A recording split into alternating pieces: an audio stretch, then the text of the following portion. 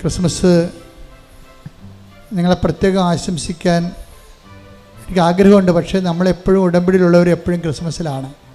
ഞങ്ങൾക്കാണെങ്കിൽ Christmas വരുന്നു എന്നുള്ള മറ്റുള്ളവരെ പ്രതിയാണ് നമ്മൾ ക്രിസ്മസ് എന്നൊക്കെ പറയണത്. നമ്മൾ 24 മണിക്കൂർ ഇതിൻ്റെ അകത്ത് തന്നെയല്ലേ, ഇതിൻ്റെ തന്നെയാണ് കർത്താവിൻ്റെ ജോലിയും. 24 മണിക്കൂറും ക്രിസ്മസാണ്. ദൈവം ആരിലെല്ലാം ഹൃദയത്തെ ജനിക്കുന്നുവോ ഇവിടെ എല്ലാ ദിവസവും ജനങ്ങളുടെ ഹൃദയങ്ങളിൽ ക്രിസ്തു ജനിക്കുന്നുണ്ട്. പരിശുദ്ധ അമ്മ അവരുടെ ക്രിസ്തുവിനെ കൊടുക്കുന്നുണ്ട്. അപ്പോൾ നിങ്ങൾ മറ്റുള്ളവർക്ക് ക്രിസ്മസ് ഉണ്ടാക്കി കൊടുക്കണം. പിന്നെ ക്രിസ്മസ് കാലത്ത് പ്രത്യേകിച്ച് ഉടമ്പടിക്കാർ പ്രത്യേകം ശ്രദ്ധിക്കുക, പാവപ്പെട്ടവരെ കരുതണം. നമ്മൾ ചോദിക്കണം, പക്ഷെ അവർക്ക് നമ്മളോട് ചിലപ്പോൾ ചോദിക്കാൻ തോന്നത്തില്ല. പക്ഷെ നമ്മൾ ചിലരെ കണ്ടിട്ട് അവരെ കാര്യങ്ങൾ അറിഞ്ഞ് സഹായിക്കണം.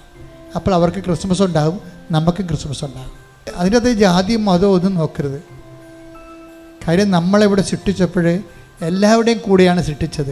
ദൈവം ആദ്യം മരങ്ങളെയും, അതുകൊണ്ട് ഞാൻ മരത്തിൻ്റെ കമ്പ് വെട്ടാൻ പോലും എനിക്ക് ഭയങ്കര സങ്കടമാണ്.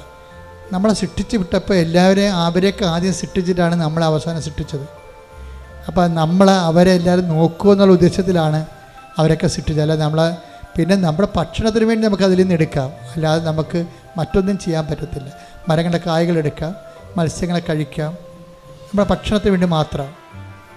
അപ്പം അതുകൊണ്ട് എല്ലാവരെയും സൃഷ്ടിച്ചതിന് ശേഷം ആണ് നമ്മളെ സൃഷ്ടിച്ചത്.